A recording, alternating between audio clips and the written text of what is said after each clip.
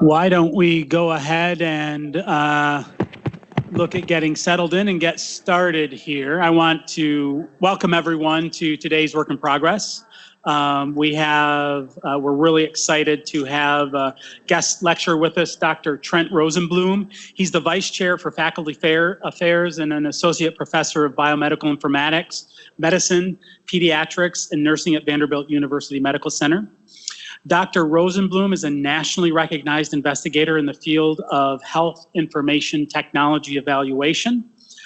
His work has resulted in lead and collaborating authorship on over 70 peer-reviewed manuscripts, 6 book chapters, and numerous posters, white papers, and invited presentations. He has been a committed member of the principal professional organization in his field, the American Medical Informatics Association. He was the annual recipient of the competitive AMIA New Investigator Award in 2009 and was elected to the American College of Medical Informatics in 2011. As a nationally recognized expert in patient engagement technologies, Dr. Rosenbloom directs the Vanderbilt Patient Portal, one of the oldest and continuously active patient portals in the country with over 300,000 registered users, using it more than 2.7 million times annually. He supports efforts to engage with patients, families, and caregivers with health information technologies through sharing of their own clinical data. Please welcome Dr. Rosenbloom.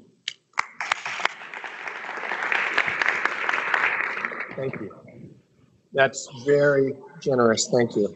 This is Nashville, Tennessee on a rainy day a week and a half ago. Percy Warner Park, we were just talking, is one of the largest parks in the country, but it is not as large as your Eagle Creek Park, is that it? But it's still a pretty place. This is a great place to go and capture person or patient-generated health data on your Fitbit, which we can talk about later. Mostly what I want to talk about, though, is our patient portal at Vanderbilt and our experience with it, our research with it. And I've set up this talk so that hopefully I can get done pretty quickly, not in 10 minutes, but under an hour, so we can have time to talk about it, think about new ideas, answer questions.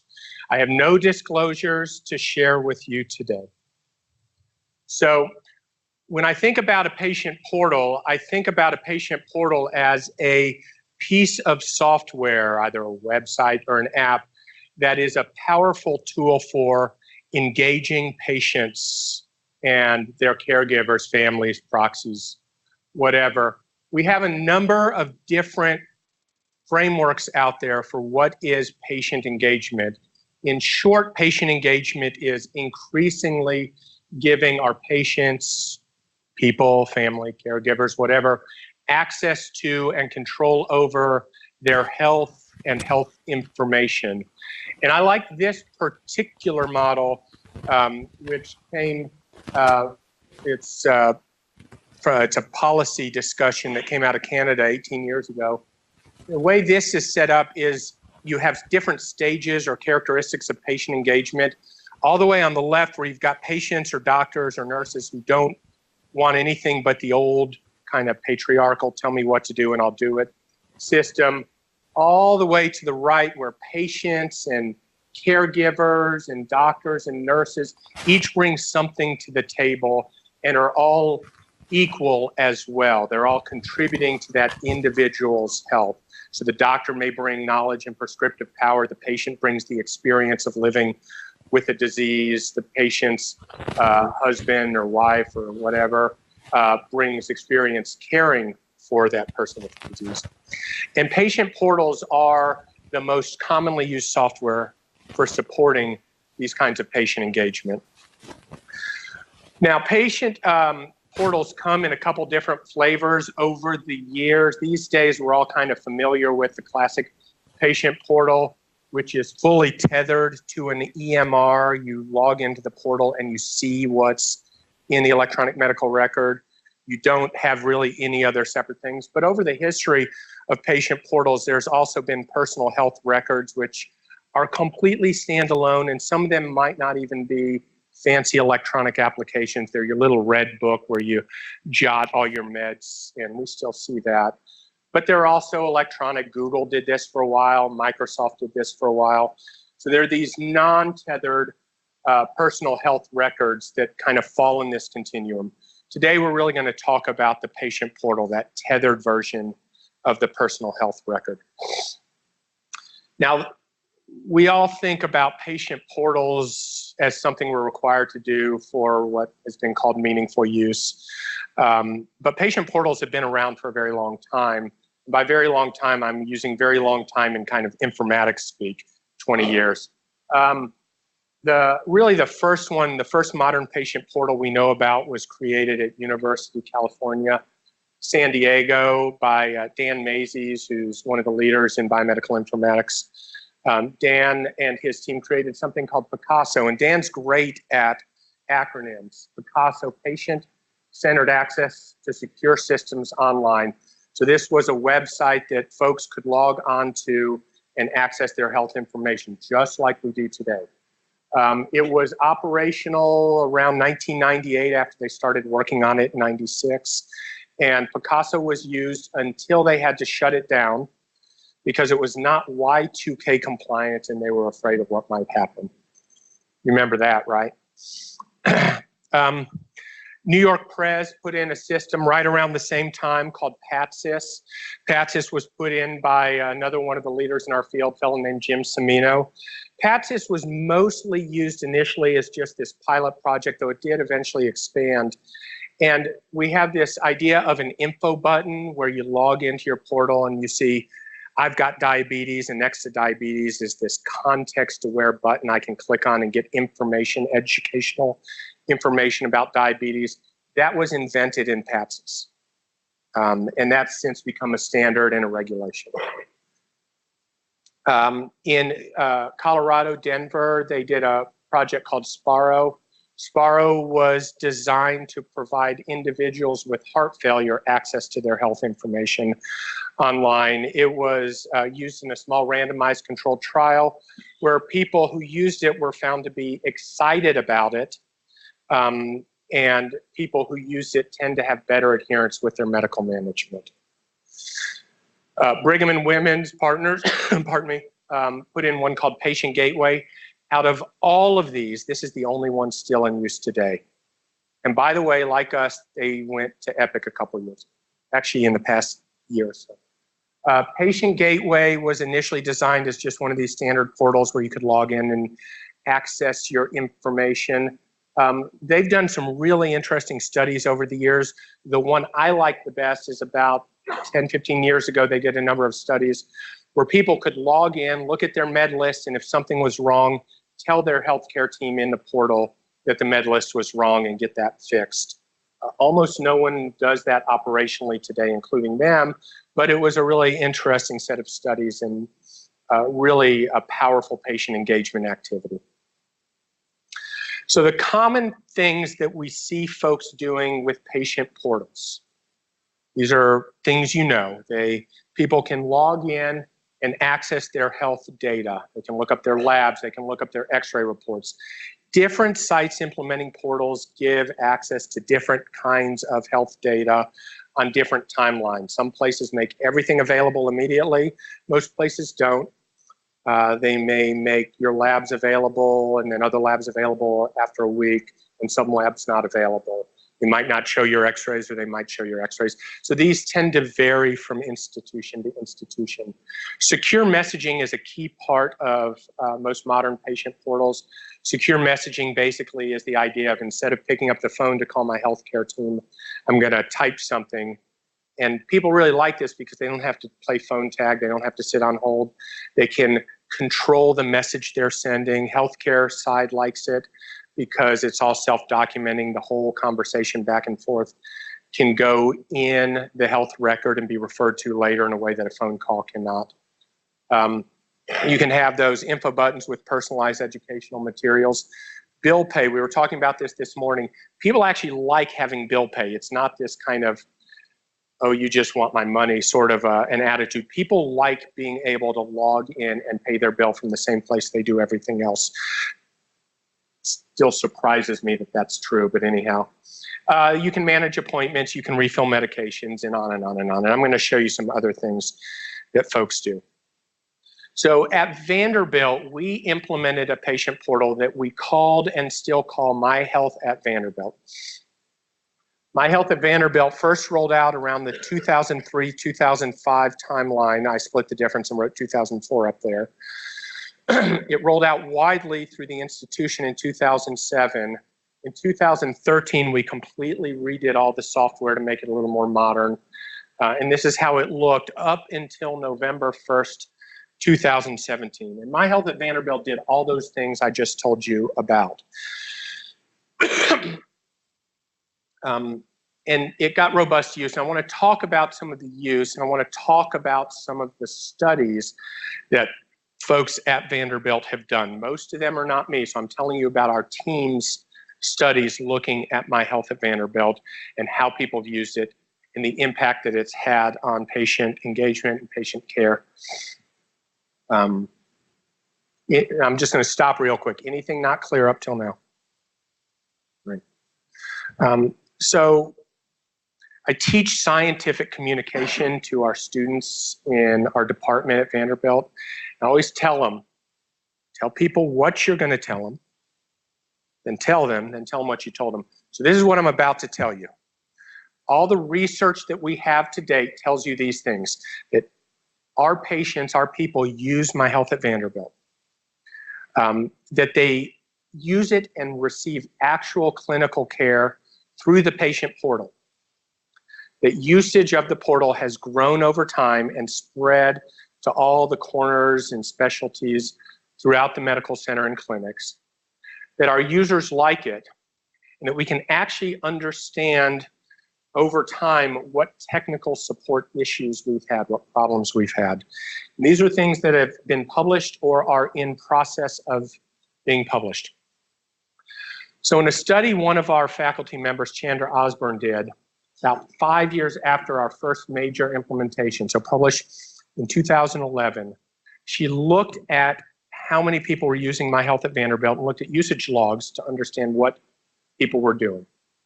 And in 5 years, we had gotten to 129, 800 even, thousand users in 5 years. This was before meaningful use, this was before incentives, this was just something that we were kind of doing. And I told you that we didn't really roll it out widely until 2007, so we were very proud of that. Patients used a lot of the different parts of the portal. 45% of all users at some point had sent a secure message. 50% had looked up a lab result. 30% had looked at educational materials. They scheduled appointments and paid bills. So they were using the breadth of My Health at Vanderbilt. A statistic I don't have on there is among people who used it, they actually accessed it a median 7 times per year. And I give you a median because it's not a normal distribution. It's a big spiky thing all the way to the left where some people access it every day and some people not as much. So in another study, this is a follow-up study that we are currently preparing for publication. One of our fellows, Brian Stites, has looked, and as of November 1st, this is a notable date which I'm going to come back to. As of November 1st, we had 375,000 active accounts ever created on 400,000 patients. The reason there are fewer accounts than patients is I can have an account for me and for my wife as her proxy. So that's why you see that number. 20% of all medical center patients seen during that time period, so from around 2005 through 2017, 20% of our patients ever had used it. 61% of users were female. 78% were white. And that matches some other data that's out there in other studies. 40% had used My Health at Vanderbilt just in the past 2 years, 19% if you go back 5 years. 2% of everyone had assigned some kind of delegate. A delegate and a surrogate, those are different things. 6 had done a surrogate. Those are both types of proxies where I give my access to my medical record to someone else. A delegate is the term we use at Vanderbilt for a competent adult giving access to another competent adult. So I give access to my wife is a delegate. Surrogate is a type of proxy where a competent adult completely controls access to someone who is not an incompetent adult, maybe a child, maybe an adult without decision-making capacity, like someone who's developed advanced Alzheimer's disease. The adult child for that patient becomes the surrogate for that patient and logs on as that person, but with their own login credentials. So collectively, we had a little over 8% proxies. In a study Rob Cronin did, Rob Cronin's one of our junior faculty, he's a med peds, he's great. He did a study where he took lots of secure messages, right? And classified them manually and then classified them using different machine learning techniques, which he compared. And the idea was to try to find out what medical content was in these messages, if any at all. I mean, were patients messaging their doc and say, I heard you just went to Aruba, I hope you have a nice trip, you know? Or were they asking medical questions? Of course, we know they're generally asking medical questions, but he got data about it. He looked at 1,000 messages from a 10-year time period. They identified 721 medical needs, and they were able to classify those into different categories. And here I've got the statistics, but the long and short of it is they were able to come up with a classification scheme that you could use a human to review or you could use a machine learning algorithm to review to determine what's in the messages. They found there are different categories.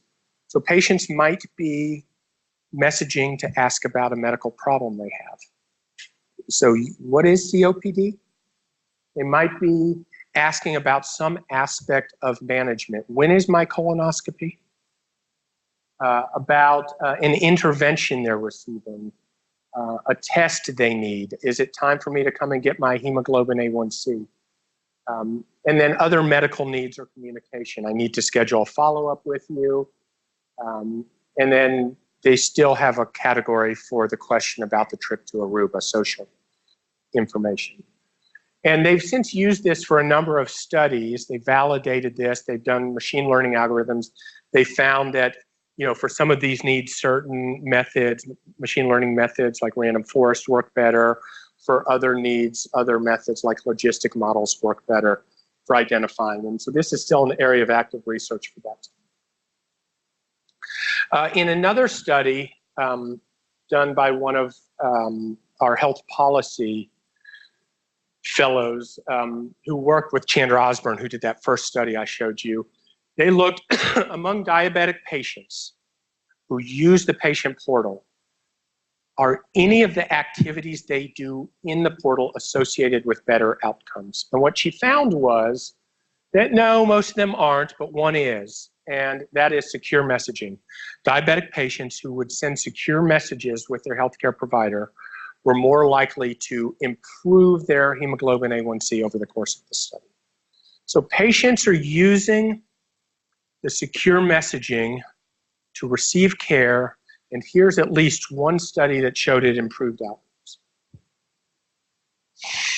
Now, Jamie Robinson is a surgeon who is finishing up her fellowship with us, and she did a study just published last year where she looked among surgical patients, what's the level of care that's being provided? So for those of you who aren't healthcare providers, when you see a patient and you write a note, you have to indicate in the note you write, summarizing your encounter with the patient, how complicated that encounter was.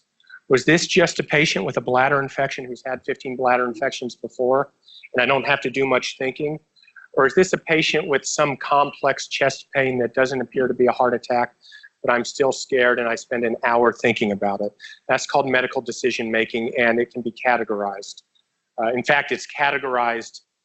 When I drop a bill, I have to say what level of medical decision making it is. And so she looked at these notes to look at what medical decision making happened, and she found that there was medical decision making in the dialogue between the healthcare provider team and the patient, the proxy. 62% of the time it was fairly straightforward.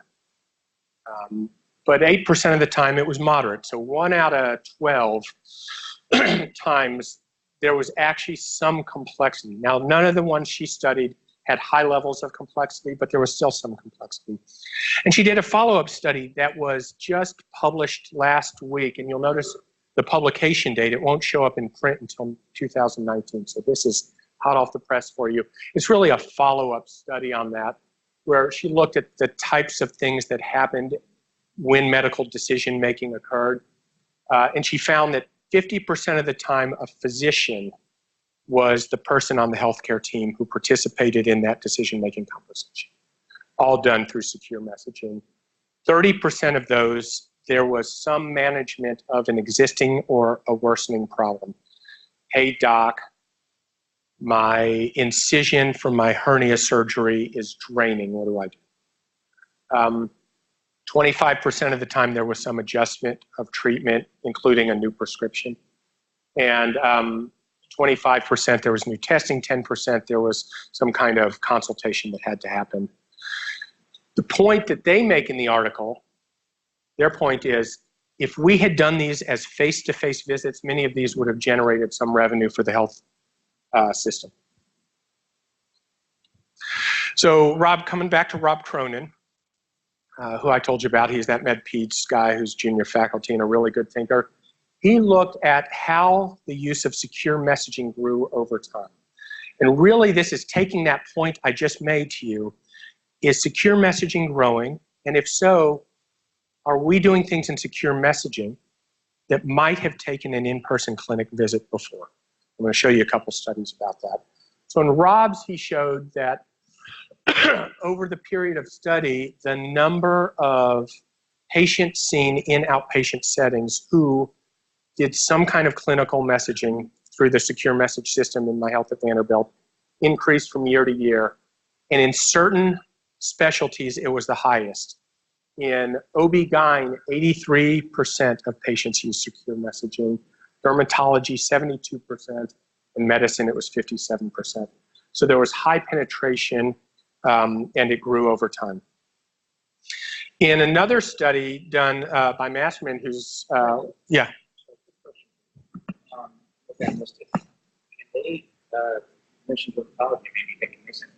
It's a great question. Can they send images? We have struggled with that question for years. The short answer is no. The long answer is one we could talk about for hours.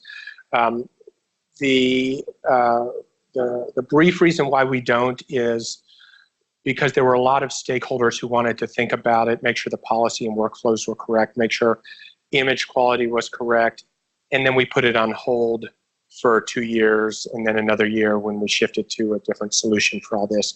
And this has just been raised as a possibility again. So it's a great question. It's not something we're doing now. Many of these may have been questions about meds or scheduling. So this is another study where she looked at looked again at how messaging grew, but in this case compared it to actual clinical visits that took place. So what she found, this is a busy slide and I cut it down from a much larger figure, but what you can see, look at endocrinology or gastroenterology. What you can see is that messaging grew, the dark line grew during this time, and the number of clinic visits for these patients decreased during that time. That's the light gray line on top. In some areas, it wasn't pronounced, like genetics, but in other areas, this was notable. These are people who are using secure messaging to receive care instead of coming in, they could quantify it. So My Health at Vanderbilt grew, secure messaging grew. People are using it for clinical care, and people are using it for clinical care instead of coming in and being seen. And then we talk about pediatrics especially because pediatrics has these extra burdens for accessing the patient portal. An adult, if I want a portal account for me, I can just create one. I have to prove my identity, but that's it. In pediatrics, I have to prove that I'm the guardian. So I have to prove that I'm me, and I have to prove that I'm this individual's guardian. And for an adolescent, and this is all based on our interpretation of Tennessee state law, for an adolescent, I also have to get my teenager's permission to access the record. So not only do I have to show that I'm a guardian, but my 16-year-old has to say, Daddy, it's okay for you to look at my record, and the 16-year-old can take that away at any time. I also have to agree that the 16-year-old can look at her record. I have to agree that my daughter can look at her record too. I don't have to do that before adolescence in Tennessee. You might hear, I don't know. And if I'm not comfortable with my adolescent looking at her record, then I can't have access either. So the way we have it set up is 0 to 13, I have to prove I'm a guardian. 13 through 17, I have to prove I'm a guardian, and both my teenager and I have to agree to let the other access. Now, my teenager may never create an account, but in theory, I have to agree that she can. And then I can get the account. But despite those barriers, the team, this is again Brian Stites, has shown that pediatrics grew over the study period from a mere 633 accounts up to 17,000. This is still, up until November 1st, this is still a very small number of patients doing it. Since November 2nd, it's actually increased because they've gotten really charged up to do it. 16% had their own account, those are the adolescents, and 93.6% had a surrogate account. The reason it's not 100% is there was a time when an adolescent could get an account and not let their parents, or the adolescent may become emancipated by, say, becoming pregnant, and then they can get their own account without their parent having. And they do all this stuff that everyone else doesn't. So Joe Wong, who's a medical student of mine, did a rotation with me and surveyed 13,000 My Health at Vanderbilt users who agreed to be contacted for research. He got a 46% response rate, and he asked them, using a validated satisfaction instrument and user skill, computer literacy instruments, do you like My Health at Vanderbilt? And as you can see, all the respondents did, which is actually a little bit of a problem for the study, because then we couldn't discriminate what the variables that contributed to satisfaction are. So that's a limitation, but it's also a positive. And all the people out of the people who responded, they generally were computer savvy. I just learned this morning that Jamie thought it was not a high impact study, so we will be submitting this elsewhere. I don't take it personally. One of the really neat things he did was he used a sunflower plot, which is an old-fashioned style of a heat map, to look at the different factors, trying to tear apart what contributed to satisfaction. And of all of these, this is busy, but what I want you to look at is first the one in the top middle, health literacy. And this showed that the more health literate you were, the more satisfied you were. That you can see it's bright in the top right.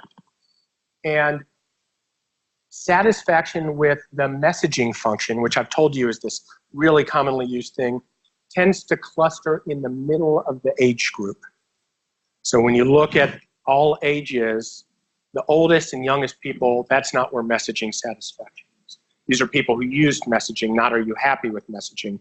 So the people who used messaging kind of in the middle were the most satisfied. And the last study I want to tell you about is I have one of our help desk personnel who decided she wanted to get a master's in informatics. And so she's getting that, Actually, she got it. And since she's a help desk personnel, she was really interested in what kinds of problems people are having. And she looked at a year's worth of help desk tickets that we classified, and she categorized them. Technical issues. I can't get the app installed. It's not working on my browser, which turns out to be a really old browser. That was 30%. Getting a full access request. This is something we used to do in our old system. It was a two-step process to get an account. One is you had to create the account, which didn't let you do anything, and then you had to come in and show your face and ID and prove you are who you say you are to get a full account that let you see protected health information. You could also, instead of coming in, you could call her or the help desk and have that done over Skype. Updating PHI, I logged in and it said I'm on this medicine, or I no longer live at this address, sort of thing. Educational opportunities, I don't know how to do something. My password, I don't remember my password, so getting that reset. So these are the common things that people did. And then 2% of them were calling to get access to a hard copy of their records, which they couldn't do from the So she's writing this up and we're excited. Oh, I lied. There's one more study. As we think about what we display in the portal, do we display absolutely everything that's in the medical record, or do we display just parts of it? It occurs to us that there are people who use the portal who have access to everything that's in the medical record, and those are the 28,000 employees at Vanderbilt University Medical Center. So we looked among medical center employees who have routine access to the EMR as part of their work. Did they look at their records? And if so, what did they look at? And did they log into the patient portal? And if so, what did they look at? We compared. So we had 28,000 people who fit these criteria, and among them about 10,000 had access both to the patient portal and to the EMR during the study period. Another busy slide for you. I'm going to highlight one point, just showing you that we can quantify this. What we found is that everyone generally looked at My Health at Vanderbilt instead of the EMR for results, or they looked at the portal more than they did in the EMR, but everyone still looked in the EMR, except for physicians, and physicians were more likely to look in at the EMR than the patient portal, and that's what I highlighted there for you. The other interesting data that comes from this study that I don't have a slide for right now is 100%, it's like 99.99% of those 10,000 people looked at their clinical notes in the EMR. We don't have clinical notes in the patient portal. And so every one of them looked at some progress note or H&P or something about them in the EMR. Yeah. So that's fascinating. A question on that point.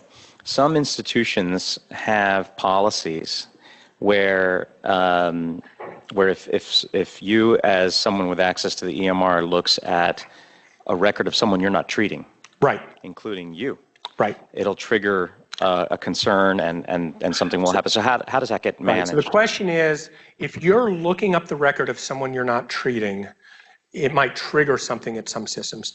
We don't have a good way of following that because at any time anyone could be your healthcare provider. What we do is alert you if you're logging into any Vanderbilt or Vanderbilt University Medical Center employee or student. You have to break the glass. You have to justify going into that record. However, we don't do that if you're logging into your own record. We have long had the practice and policy to support it that if you want to look at your own record, you can. The medical center actually thought about changing that, but didn't end up changing that. That was about 2 years ago, and I'm glad they didn't. So we have a good system. People use it. People receive care in it. People are happy with it, except for those doctors who looked up their stuff in the EMR. If it ain't broke, why would we change it? Why would we fix it? Well, we changed our EMR at Vanderbilt. We went live with an Epic system on November 2nd, 2017. But the patient portal was a separate application, and in theory, we could sit it on top of any EMR using web services. So we did a deep dive, and we did a comparison of features, and we found that there were differences, but not substantial enough that we would have a compelling reason to ignore Kevin's R's. Kevin is Kevin Johnson. He's our department chair. He's our CIO. He's the one who was really the head of the whole Epic Go Live. He's the one whose life and job was on the line, and he's still employed, so it went okay. Kevin, when he asked why we went with Epic, he talks about 4 R's, and I added 1. As a teaching institution where we're teaching the next generation of informaticians, of doctors, of researchers using EMR data, we're not relevant if we've got our own homegrown system and anything you learn at Vanderbilt doesn't apply to vendor-based systems out in the real world. We're not relevant. So by going to a vendor solution, we'd be more relevant. Resilience. We had a team. We have a 400-person development shop, which is a drop in the bucket. And so people were super specialized and would own one thing. My Health at Vanderbilt had maybe 5 people developing it, but if one of them took another job or got sick, that would be a major hit for us. Our EMR itself had one guy who developed it and managed it and really knew all the ins and outs. Had a big team of people work for him, but if he went somewhere else, we'd have been in deep trouble. Which brings up the replacement issue. If he went somewhere else, we also would potentially have to replace it. We wouldn't know how to do it, or replace the personnel. There's this long, steep learning curve. Replication is this idea of things we do at Vanderbilt, things we study at Vanderbilt. I can't get it published because no one's going to be able to replicate it in their Cerner system or their Epic system or Allscripts or whatnot. And then regulations, the one I added. 400 people, like I say, is a lot of people, but we could not keep up with meaningful use. We got barely eked into MU2 certification, but there's no way we, with 400 people, were gonna make MU3. And by going to a vendor solution, we outsourced the whole thing. We also had a long roadmap of things we wanted to add to the patient portal that we just, with 5 people, didn't have the person power to do. We wanted to make it easier to enroll. I told you about that 2-step process. We wanted to give people the ability to log in and press a button and have an appointment or manage an appointment. We wanted people to be able to manage their own data or generate and upload their own data, and on and on and on. So we went live with Epic. So looking at the year prior to Go Live was November 2nd. So everything I've shown you up till now has been until November 1st at the latest. And this is the last of those. In the year prior to Go Live, 27% of all Vanderbilt patients had and used a My Health at Vanderbilt account. So before we did the final switch after 2 years of working and configuration, we wanted to set goals for what we should shoot for enrollment. And at this point, the highest levels of leadership were part of My Health at Vanderbilt and really interested in its success. So we talked to the folks at Epic, and they told us, well, our 2 best sites who've been using Epic for 5 years, one of them's at 60% and one of them's about 30%. I'm sorry, one of them's about 45%. So they said, you shouldn't shoot any higher than 30% in 6 months, 35% of the year after you've stabilized. So today we're almost a year after we went live.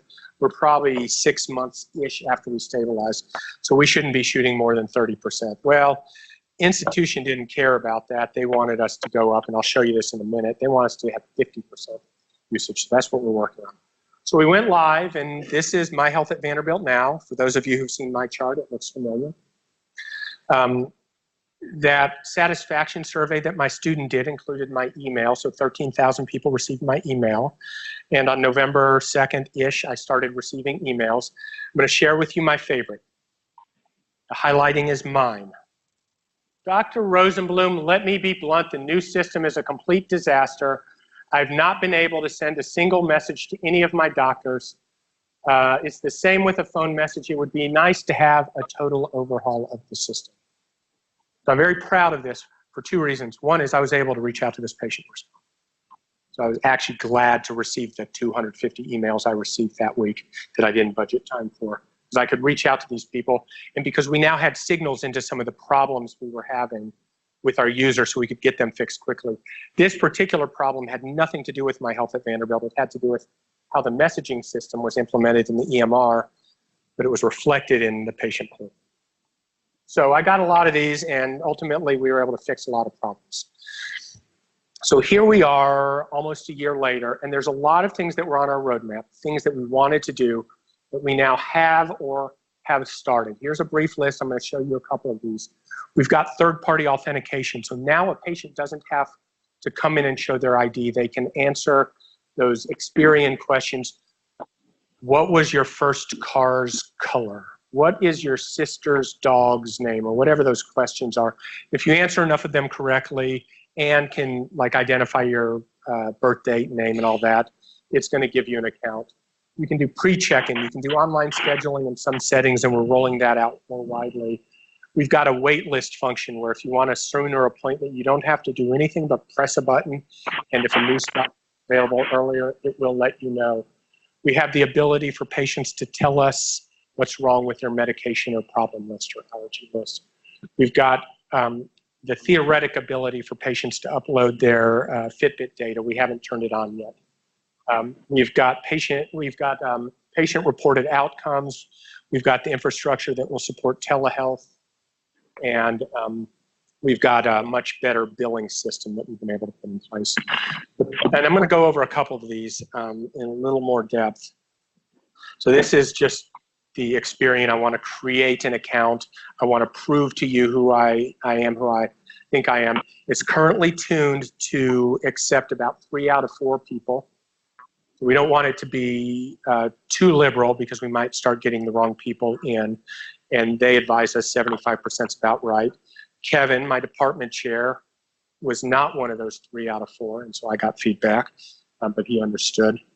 The patient-reported outcomes, we want to take those from a research-oriented thing. So I've got a research process. I've got a research project. I want patients on my project to answer the PHQ or the ACT or whatever before they come in. We want to take that from the research domain and roll it out house-wide for all patients. And we'll differ the questions based on what you're coming in for. And then the healthcare team can trend the results over time on patients or on their population. They can put this in their clinical note. So people are very excited about this, and people are knocking on my door because they want to go next. But we've got a 2-year timeline for rolling these out.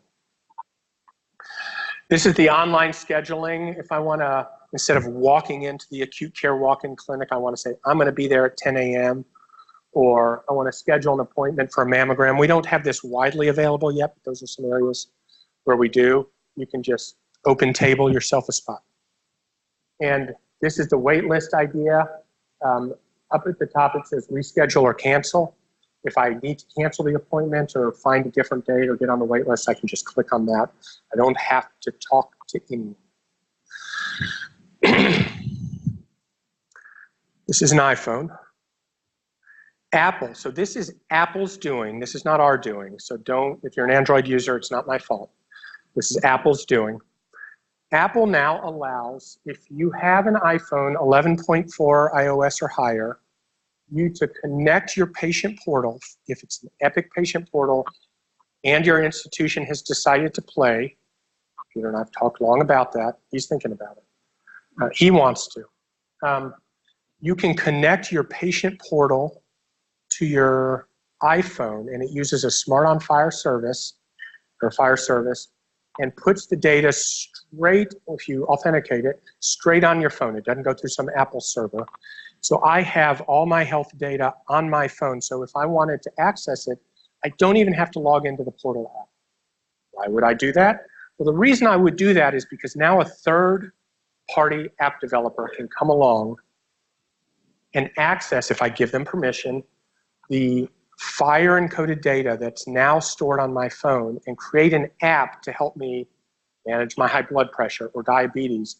And what's nice is because it uses this Apple Health Hub, if I'm also counting my steps, which don't go in my patient portal, or if I'm recording my diet in this or that nutrition app, that will also be available to the app developer to put in whatever app they create to help me manage my diabetes. So we're very excited about that. The medical center works against pillar goals. Every fiscal year they create new goals. And right in here is use of My Health at Vanderbilt. There's a lot of things in scope around My Health at Vanderbilt, but the idea is we want to make, like proms, use of the patient portal a standard part of how you receive care at Vanderbilt. You check your blood test today, you can log in to see the results in a week. We'll call you as well if we need to. Don't call us, use secure messaging, stuff like that. And we want to increase enrollment up to the 50%-ish. We want to do that, again, so we can make it a standard part of the care processes we give. We want to do that because, again, this is our top patient engagement application, and patient engagement has been shown to be associated with improved outcomes. And then this also sets us up for doing things like telehealth and increased online check-in, proms, and we think it's going to improve satisfaction among our patients and employees. So this is a busy spreadsheet that shows the busy work we did to define the pillar goals. What it shows is if we're looking at current proportions, pediatrics versus adults, to get to that 50% reach goal, 60-something% of adults have to do it, and that would bring up peds, since peds is a little lower. However, peds has gone from like 10%. Some of their clinics are already up to 30%, so they're taking this very seriously. They don't want that assist from adult.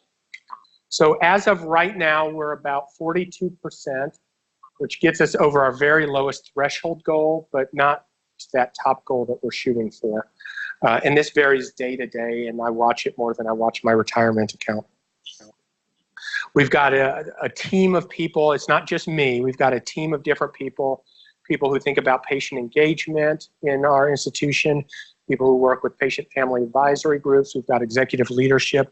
We've got a large team of people. This isn't, again, just me on a bully pulpit talking to people and telling them to use it. And then we also have operational leadership and PEDS leadership. We're planning to promote it to employees. We want 100% of employees to use it so that they can be champions and so that they can answer questions about the portal. And we're going to start by enrolling new employees. Right now, we're at about 50% of our employees using it. And then we're going to have a big enrollment promotion push over the later fall and winter to try to get this rolling. This is what one of the sets of posters looks like that will go throughout the clinics. A lot of people are contributing to these efforts, to the research efforts, the operational efforts, to the development work, to some of the different apps that we spin off on this, and then to the interface and marketing work. I have tried to make sure everyone involved is on this slide. I always apologize in case I missed someone. It was not intentional.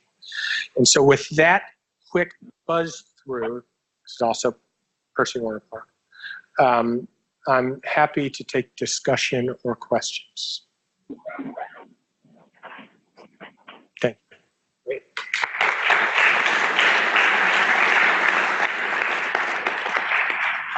I'm sure there's a lot of questions, but I do have another one for you to begin. So one of the things that Vanderbilt certainly has been a leader in is really being leading in terms of getting people to participate in research activity, and there was an opt-out approach for a while. Now there's an opt-in, I understand, and the like. How do you envision, if you could just say a little more about how you envision My Health at Vanderbilt being part of that solution to engage people in their research? So the question is, how do we envision My Health at Vanderbilt being part of our research enterprise? There's a few pieces to that puzzle. It's a great question. One piece is we periodically message all of My Health at Vanderbilt users who have not previously answered this question and ask them the question, can we contact you directly for research studies without going through your doctor? That 13,000 people we surveyed comes out of a larger pool of people who said yes and do it via email or My Health at Vanderbilt. So that's one part of it. Right before we went live, we had a way where you could toggle between My Health at Vanderbilt and My Research at Vanderbilt, which is a tool developed by the RedCap team that allows you to manage all your research projects you're part of or may want to be part of. And it's linked up with things like Research Match, which is a patient finding application that matches researchers looking for subjects. And individuals who want to participate in research or maybe need to participate in research because they've got a certain disease with investigators. And so it would link up with all that. We haven't brought that back live yet, but that's on our roadmap to bring back live. And then third, our portal users are generating additional data that feeds into our research data warehouses that we can use to do interesting studies. So those are our three main pieces of that puzzle. Thank you. Other questions? Yeah, so this was, I was curious, have you set up any guidelines or practices for providers in responding to these messages? Because this was something that in my previous institution, when they tried this, it quickly got very Wild West and caused some angst. So the question is, do we have guidelines in place around handling messages? The written guideline is that all messages should be handled. There's guidelines for patients and providers, I'm sorry. The guideline for patient is do not use this for anything acute because people may not see it right away.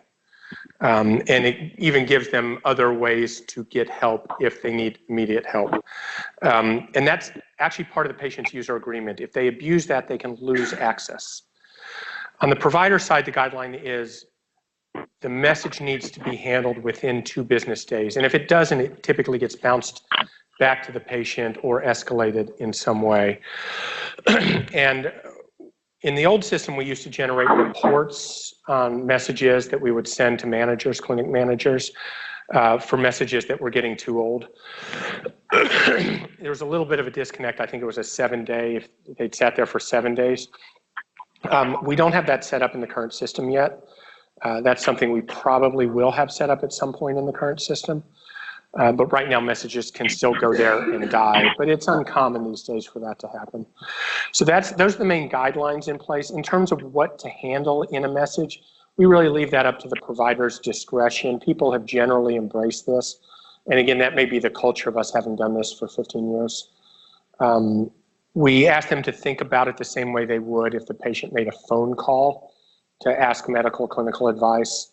You know, what's your limit for what you'll do over the phone versus bringing them in, and use that same sort of personal or clinic by clinic guidance when you're handling secure messaging.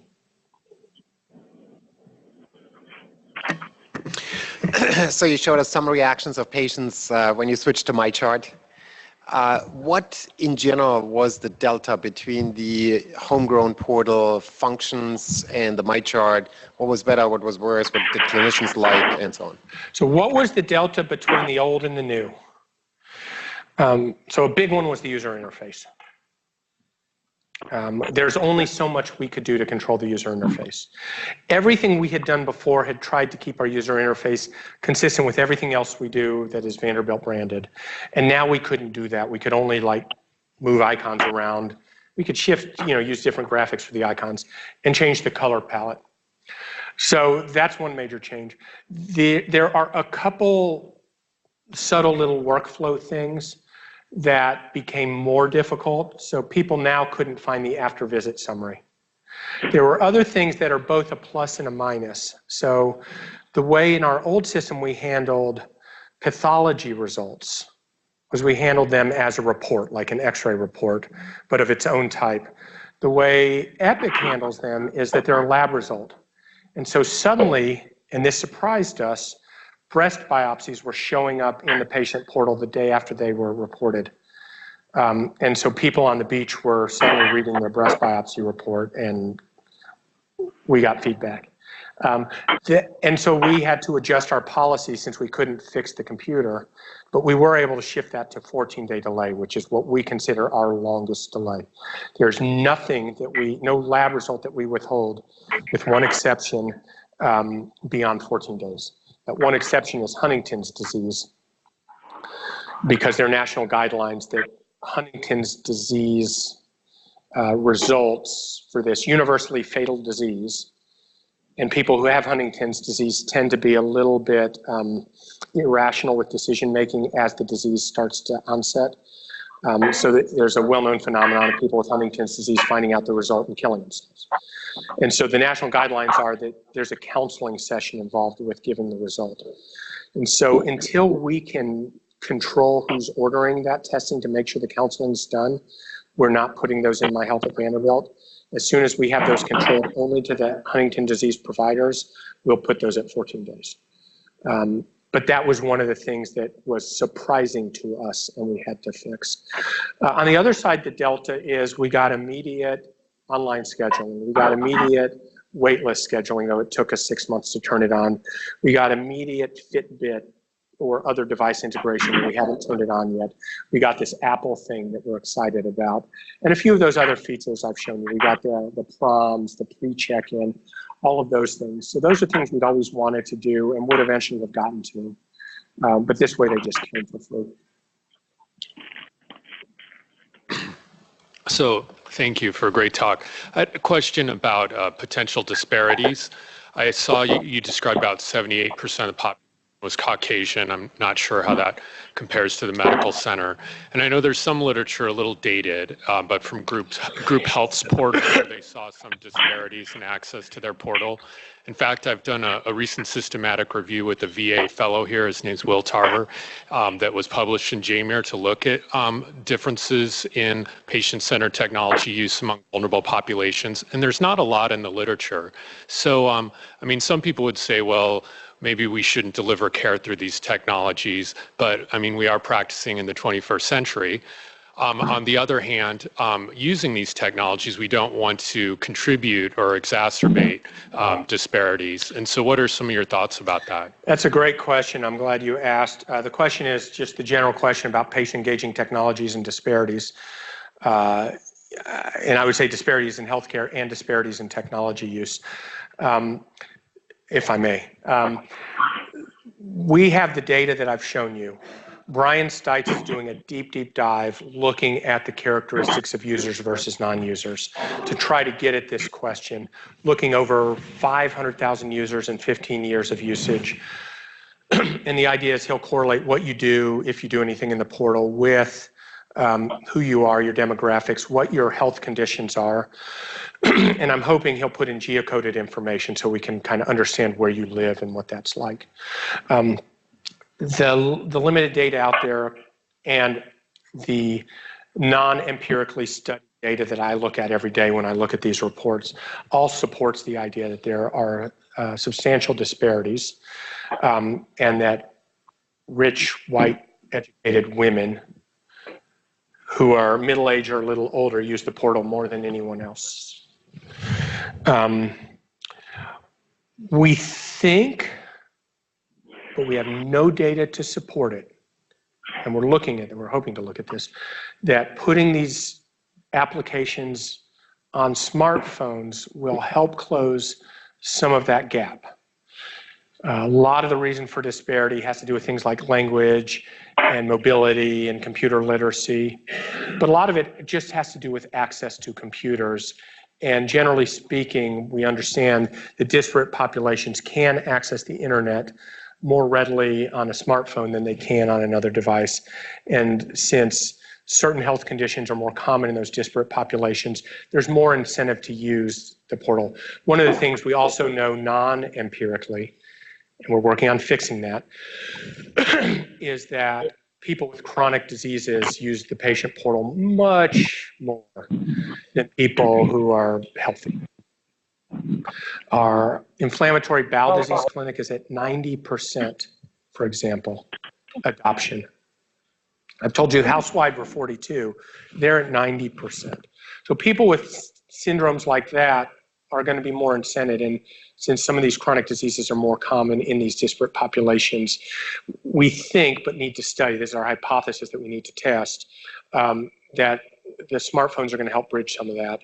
And then making this just a standard part of our operating model will also help with some of that. Interestingly, Pediatric Asthma, which is the third clinic we're going to go to with our proms, at the time we first looked, this is a serious chronic disease for which patient engagement has a strong role. They're about 2% adoption. Since they've increased, and they're about 10 to 20%, because, like I said, PEDS is taking this very seriously. But it shows that not every chronic disease and not every disparate population chronic disease is easily going to come in the fold, if you will. So, and we're always open to new ideas about how to solve this. Other questions? I'm happy to chat. My email is obscured by the leaves, but I'm also happy to hear from you by email if you have ideas or questions or other thoughts, or want to tell me what I said wrong. I'm happy to hear from you. So, thank you. Thank you.